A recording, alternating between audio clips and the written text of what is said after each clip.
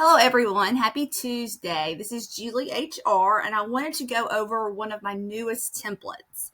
And it's a very important one in the fact that it's a mid-year performance review. So let's go ahead and take a look. Mid-year. There we go. We're going to take a look at the template and then we're going to actually take a look at the actual Excel spreadsheet.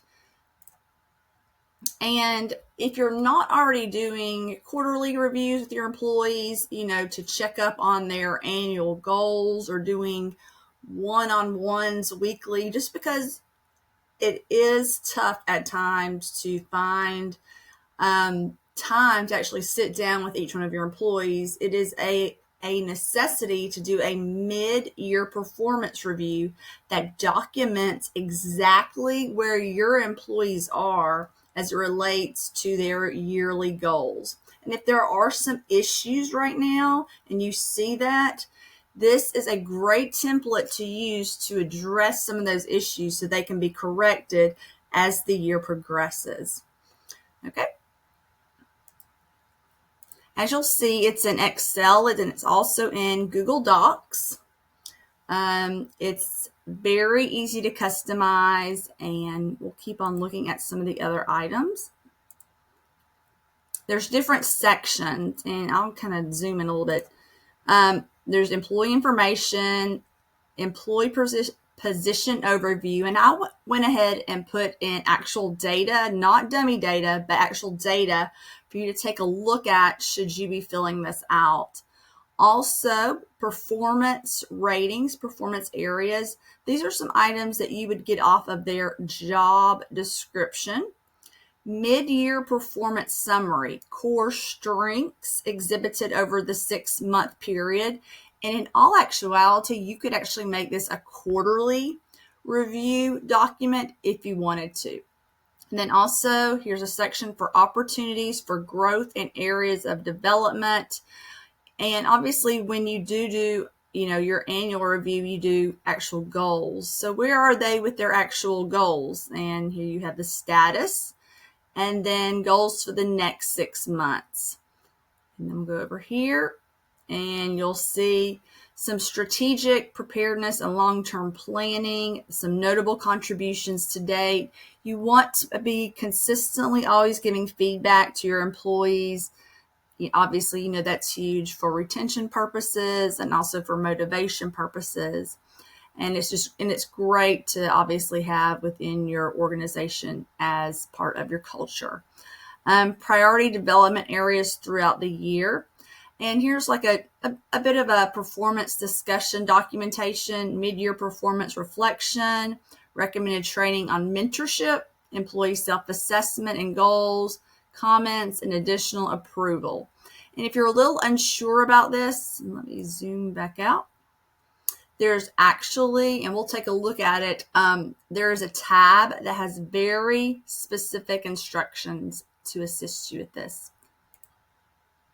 And here's the instructions tab, and I went into it pretty deep, what you should put in there, the ratings and stuff like that. You may not be sure what I put under this performance area. Well, if you actually recognize a particular area that the employee is struggling in, and it is, part of their job description and one of the items that is one of their major responsibilities, you may want to put it in there and address it before, their performance goes down. You definitely, if you're seeing an issue with an employee, it's always best to go ahead and discuss it and correct it.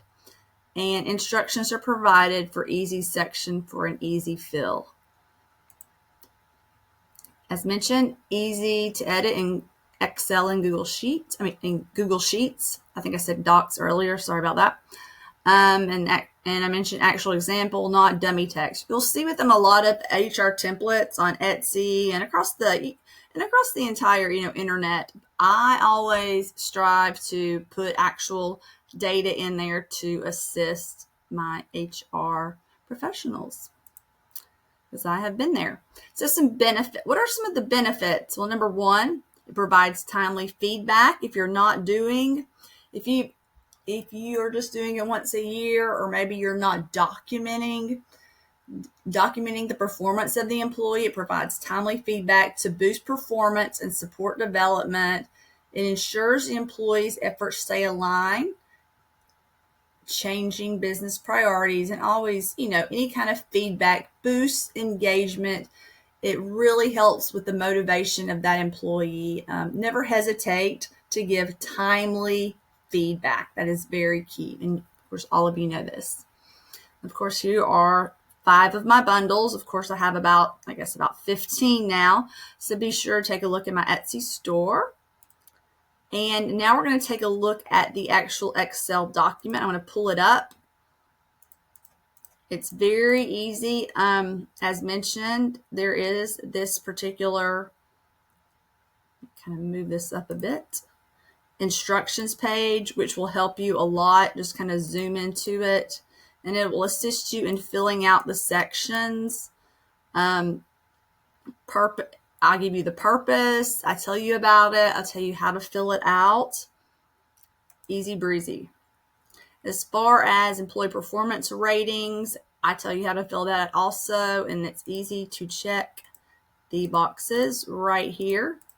It's easy to change data. It's easy to edit. It's even easy to change colors. You may not like this. It may not be part of, your color scheme within your organization, but just know you just kind of go up here and you can just change the colors like this. If you're having problems, please know I'm able to assist you in any way with editing, changing colors, and making things look very standardized and professional. So with that being said, today is July the 29th. Now, you don't necessarily have to do this today, but I would highly encourage, if you have not already addressed, maybe you do your performance reviews in January, to go ahead and sit down with your employees and do just a mid-year performance review. It's important for them to know how they're doing, and it's important for you to give them feedback. And yes, I know you're busy as a manager or whatnot, but it's important to go ahead and give them feedback to assist them and grow them within their position. So I hope you have a great day, and I'll be putting up some more videos soon. So have a great Tuesday, and be sure to check out this mid-year performance review. Subscribe to my YouTube channel, and be sure to hit the bell notifications. Thanks so much. Have a great day.